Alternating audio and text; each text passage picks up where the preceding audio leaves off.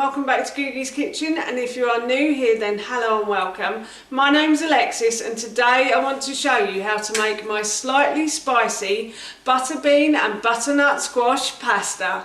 As I just mentioned, today I want to show you how to make my slightly spicy butter bean and butternut squash pasta. Like the previous recipe I've done this week, this one is really easy to do. It's great for a quick midweek meal, and it's also brilliant if you need something super speedy at the weekend, and it's packed full of goodness and full of flavour as well. I promise you everyone in the family will enjoy this. And we're having this for dinner this evening, so while I was making it I thought I'd share the recipe with you. So here is how to make my slightly spicy butter bean and butternut squash pasta. So as always, I'm going to put a large pan onto a high heat, and I'm going to add a little bit of oil to the base of that pan, just enough to cover the base. And what I'm going to do is I'm going to spread the oil around with my plastic brush until it's all covered, the base is all covered, and then I'm going to leave this pan to heat up now. So my pan has started to sizzle, and now what I'm going to do is I'm going to start adding my vegetables to the base of the pan. So I've got a sliced leek here. So for this recipe it says 1 whole leek, but I've only got a half because it normally serves 4, but I'm doing it for 2 and a little one. So I've probably got about 1/3 of a leek there. So I'm just going to put that into the base of a pan, and I'm just going to mix that around until this starts to soften now. So my leek has started to soften and it's started to become see-through and clear as well. So now what I'm going to do is I'm going to add in my vegetables to this, and I have half a small butternut squash chopped up. Again, if you're serving this for 4, then you would use a whole butternut squash. So I'm just going to put that in.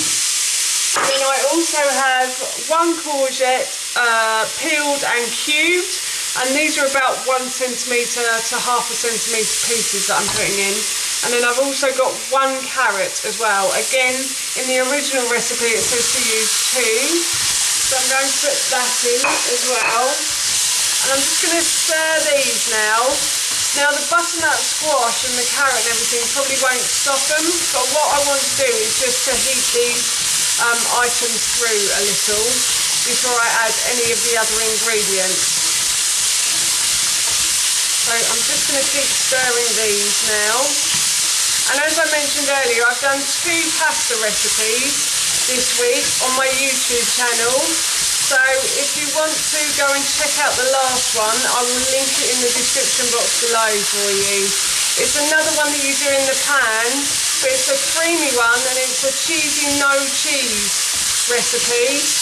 And it has cashew nut cream cheese as the alternative to normal cream cheese. So yeah, if you want to go check that out, then please do. So these are starting to heat through nicely now. So what I'm going to do is I am going to add in my spices to this. So I would have used mild chilli powder, but unfortunately I don't have any mild chilli powder. So I'm just using a bit of smoked paprika instead to add to this. It probably doesn't taste the same, but never mind. And then I'm going to put in a teaspoon of ground cumin as well. And then I'm also going to add in a teaspoon of ground ginger too. And I'm going to turn the heat down a bit as well here because it is getting slightly warm. And then I'm going to add probably about a teaspoon of ground turmeric as well to that. And then I've got a teaspoon of ground coriander as well that's going to go in. And then I'm also going to add in a little pinch of black pepper and a pinch of salt as well. Oh, and I've got some oregano there as well that I need to add in too. So I'm just going to add in a little bit of oregano, a teaspoon of oregano to that as well. And that's everything. And now I'm just going to stir these until everything is coated in the herbs and spices. Oh, it smells delicious. I can smell it from here. It's lovely. That's really nice. So yeah, my vegetables have started to soften slightly now. So what I'm going to do is I'm going to add in about 250 mils of vegetable stock. This is a vegan recipe, and I do have vegetable stock here today. But if you wanted to make it taste a bit meatier, then you can add, I think you can add chicken stock to this as well. And the chicken stock will just give it that slightly meatier taste. If you've got someone in the family who likes meat and they don't like, you know, dinners without meat in, then there's a meaty taste you can always add. And then I'm going to add some butter beans to that as well. So I've just drained and rinsed 1 tin of butter beans, and I'm going to add that in. And then I'm also going to add in some chopped green beans as well, just to add a bit of greens to this. And I'm going to leave this on the hob to simmer now for probably a good half an hour until all the vegetables start to soften.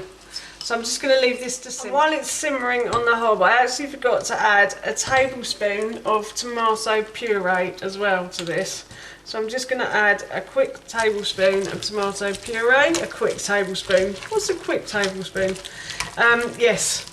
And I'm just going to continue to leave this to simmer now. So the sauce has been simmering away nicely now for a good half an hour, and the vegetables are all lovely and soft. So what I'm going to do before I add the pasta is I'm going to turn the heat off actually, and I'm just going to add some coriander to this as well. And then I'm also going to add some pasta too. So I've just cooked and boiled the pasta, as per the packet instructions, and now all I'm going to do is add the pasta to the sauce, and then I am going to just simply set this aside, and this will be our dinner this evening, and it smells beautiful. I probably will add a squeeze of lime to this as well, and I'll probably add a bit of cream cheese, maybe cashew nut cream cheese or ordinary cream cheese, I'm not sure yet, but you can add cheese to this as well if you want to, and please do add a squeeze of lime as well before you serve it, because it does make it taste that little bit more succulent, I'd say. So yes, that is our dinner done.